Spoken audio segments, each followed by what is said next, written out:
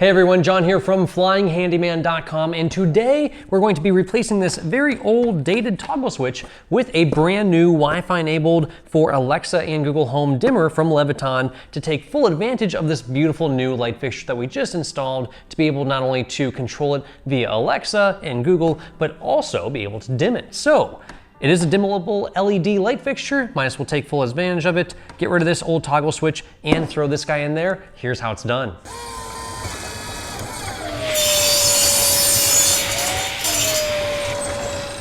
So for tools required to accomplish this, well, we'll be needing a flathead, a Phillips head screwdriver, and something small, maybe like a eyeglass screwdriver or this tiny little drill bit to actually get the wires to release from the switch on the backside there. Once we get this wall plate cover removed, we'll be using a flathead screwdriver to go ahead and do that. And of course, the power is already turned off here. We verified that both at the circuit breaker box by seeing that the light turned off, and then also with a non-contact tester to make sure that those wires are in fact cold. Once we get this wall plate off, then we'll be able to shove that tester in there and actually check and make sure those wires are in fact cold.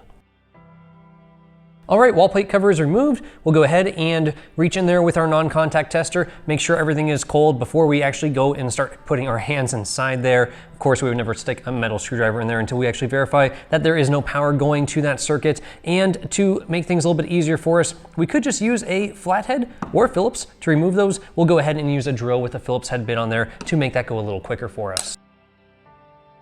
So this is what we have here, a very simple single pole switch. So we have the black wire coming in, a black wire going out. Now, what's going to be different about the switch that we're going to be installing is there's going to be a neutral wire coming off that switch because we have hot in and then hot going out to the fixture. The fixture has that electricity coming in. It also needs that neutral wire there so the electricity can flow, so to speak, through the fixture and supply power to the fixture. Now that's the light fixture. This is just a switch. This is a simple on-off valve. Allow electricity to flow or stop the flow of electricity. But the switch we're going to be installing here, this guy needs electricity of its own. It is also its own load, right? It's just like its own fixture. So it's not just a valve open and closed. It also has its little computer brain inside of here to make it Wi-Fi enabled and talk to Alexa and all that. It uses electricity, meaning it's going to need a neutral wire connected to it so that it can have electricity flow through it and supply power. Otherwise, without electricity flowing through it, when you just turn the switch off, then none of those Wi-Fi functions would work. So it needs its own neutral wire as well as that hot wire coming in to supply it. So the hot wire will supply both the switch with power and the actual fixture itself once that valve opens when you tell Alexa to do so. And then the neutral wire is going to allow that electricity to flow just through the computer brain here. Now to remove these wires, we're going to use the back end of our drill bit here, inserting them into this little slot and then pushing. You can feel where you can kind of push and then it'll release that wire. So it's just a friction device holding it in there. And as we kind of wiggle in there, a small flathead eyeglass screwdriver works really well for this. Same thing over here, we'll push that in there. And then as we push down and kind of wiggle it around a little bit, it'll go ahead and release that other wire from the back there. And then if you want to be super careful, you could at this point go ahead and throw wire nuts on here just to make sure that you're not going to poke yourself and make sure that you're not going to be getting shocked in case somebody was out in the garage playing with that breaker. Of course, they should not be at this point. And then we'll flip this guy around and go ahead and remove our ground wire. Now the ground wire is already curled up pretty nicely there. We may be needing to use those needle nose pliers that we showed you earlier to straighten that out. We'll see how it fits on to our new Alexa enabled switch here in just a moment. And then also in here, we need to go ahead and find in our box the neutral wires to actually connect that switch to a neutral wire. So I've got some white wires here. These are neutral wires. We'll go ahead and remove that wire nut to expose those wires, and we'll connect a neutral jumper wire off of there that'll be going to our switch. So this wire nut should be large enough to accommodate one extra wire on there. So this is a jumper wire. We're going to go ahead and install that on there, just simply placing that right there and screwing those all back together and making sure once we make it nice and tight there that everything is nice and snug. It's a good contact in there. And then we'll go ahead and replace that wire back in there, pushing that wire nut back in there so it's out of the way, and that will get connected to the neutral side of our Alexa enabled switch. Now we've got our switch here, we've got our hot coming in, we've got our neutral going to our neutral wire, and we've got the power supply, the hot going out to our actual light fixture, and our ground screw there for our ground wire. So first thing I'll go ahead and do is install the ground wire here.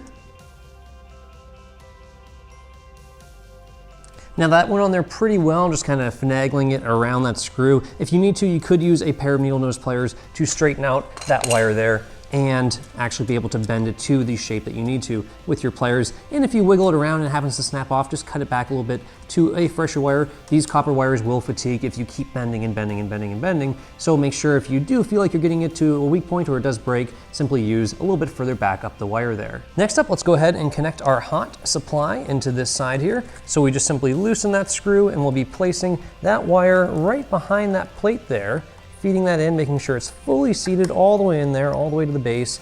Not too much copper wire exposed there. If there's a lot of copper wire exposed, we want to go ahead and trim it back from the tip there, trim the tip off so that we have mostly insulation covered wire all the way going into this terminal here.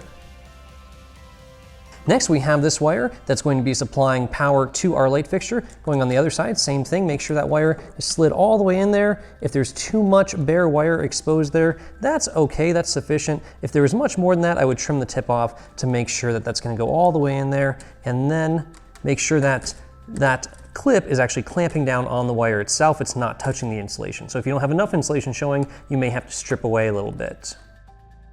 And lastly, we can go ahead and connect up our neutral wire to the top here. So we're going to do the same thing, slide that neutral wire in behind that backing plate there. And of course, because this neutral wire, this neutral jumper wire came with the kit, it's cut perfectly, the perfect length. So we can see the insulation's been removed. Perfect length there. We'll go ahead and snug that down.